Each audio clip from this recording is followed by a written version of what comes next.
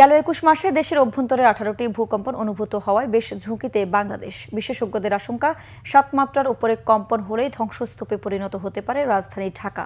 বিপর্যয় এড়াতে নিয়ম মেনে ভবন নির্মাণের পাশাপাশি এখন থেকে ঝুঁকিপূর্ণ ভবনগুলো তালিকা করে অপসারণের জন্য সরকারকে কঠোর হওয়ার পরামর্শ তাদের। একই সাথে মানুষের মধ্যে সচেতনতা বাড়ানোরও তাগিদ দিয়েছেন। শুভ মাহফুজের রিপোর্ট। দীর্ঘদিন ধরেই ভূমিকম্পের উচ্চ ঝুঁকিতে বাংলাদেশ। প্রতি বছরই পার্শ্ববর্তী দেশগুলোতে একাধিক ভূমিকম্প সংঘটিত হয়, যেগুলোর কম্পন অনুভূত হয় ঢাকাসহ দেশের বিভিন্ন এলাকা। তবে সম্প্রতি বেশ কিছু ভূমিকম্প হয়েছে যার উৎপত্তিস্থল দেশের অভ্যন্তরেই। আবহাওয়া অধিদপ্তরের ভূমিকম্প পর্যবেক্ষণ কেন্দ্রের তথ্য অনুযায়ী ২০২৪ সালের জানুয়ারি থেকে ২০২৫ সালের সেপ্টেম্বর পর্যন্ত দেশে ১২৬টি ভূমিকম্প অনুভূত হয়েছে। এর মধ্যে ১৮টি ভূমিকম্পের উৎপত্তিস্থল দেশের অভ্যন্তরেই। রাজধানীতে নিয়মনীতির তোয়াক্কা না করে নির্মাণ করা হয়েছে অসংখ্য ভবন। বিশেষজ্ঞরা বলছেন, ৭ মাত্রার উপরে ভূমিকম্প হলে রাজধানী ঢাকা পরিণত হতে পারে ধ্বংসস্তূপে। যদি ভূমিকম্প হয় তাহলে বাংলাদেশের সবচেয়ে বেশি ক্ষয়ক্ষতি হবে অন্যান্য দেশের তুলনায়। কারণ হচ্ছে এখানে যে আমাদের বিল্ডিং, এখানে যে মানুষের ডেন্সিটি, এখানে যে রাস্তাঘাট, ইনফ্রাস্ট্রাকচার, এই সব কিছু বিবেচনায় ক্ষয়ক্ষতি বেশি হবে। যেমন 7.8 ম্যাগনিটিউডের আর্থকোয়েক হলো নেপালে। এই আর্থকোয়েকে কিন্তু দেখেন 7.8-এ নেপালে প্রায় ৮,০০০ লোক মারা গেছে।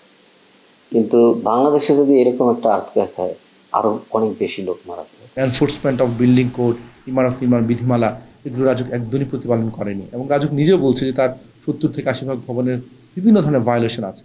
এবং এই যে চোখের সামনে ফ্ল্যাট জোনগুলো ভরাট হয়ে গেল, সেখানে শয়ে শয়ে ভবন তৈরি হলো, যে ভবনগুলো কোনোটা ১০তলা ১২তলা, বসিলার মতো এলাকাতে বেড়িবাঁধের ওপারে গিয়ে একটা পুরো নগর তৈরি হলো, রাজুক সেটা দেখতে পারলো না বা রাষ্ট্র দেখতে পারলো না। তাহলে সেসব এলাকাতে তো মারাত্মক ভূমিকম্পের ঝুঁকিগুলো রয়েই গেছে। ভূমিকম্প প্রতিরোধে ঝুঁকিপূর্ণ ভবনগুলো অপসারণে সরকারের কার্যকর পদক্ষেপের পাশাপাশি মানুষকে সচেতন করার পরামর্শ বিশেষজ্ঞদের। একই সাথে বিল্ডিং কোড মেনে ভূমিকম্প প্রতিরোধী ভবন তৈরির পরামর্শ দিয়েছেন নগর পরিকল্পনাবিদরা।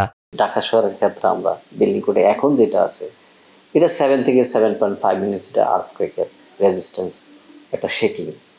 এই লেভেলের ভূমিকম্প হলে এই শেকিংটা হবে। কারণ আগের বিল্ডিংগুলো যেগুলো ইম্পর্টেন্ট বিল্ডিং, এগুলো যদি আমি ওইভাবে রেট্রোফিট বলা হয়, স্ট্রেংথেন করি, অথবা যেগুলো একের পুরাতন বিল্ডিংগুলো ভেঙে ফেলে আবার নতুন করে যদি এইভাবে ডিজাইন করে বিল্ডিং করি, তাহলে ক্ষয়ক্ষতি কমে যাবে। এটা একটা।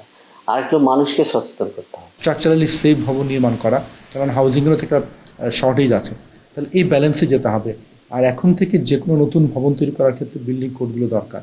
আবার যদি ভূমিকম্প হয় তাহলে মানুষকে উদ্ধার করার জন্য তো ওপেন স্পেস লাগবে। তো ঢাকা শহরের ওপেন স্পেস তো নষ্ট হয়ে গেছে, দখল করে ফেলা হয়েছে। তাহলে ওপেন স্পেসগুলোকে রিস্টোর করা এবং ক্ষেত্র বিশেষে প্রয়োজন হলে আমাদের এলাকা ভিত্তিক ইভাকুয়েশন স্পট হিসেবে আমাদের কিছু কিছু খেলার মাঠ, পার্ক তৈরি করা দরকার, যেটা ভূমিকম্পের সময় আমাদের আশ্রয়স্থল হিসেবে কাজ করবে। ডোবা বা জলাশয় ভরাট করে বহুতল ভবন নির্মাণ না করার পরামর্শও বিশেষজ্ঞদের। শুভ মাহফুজ, বাংলা ভিশন, ঢাকা।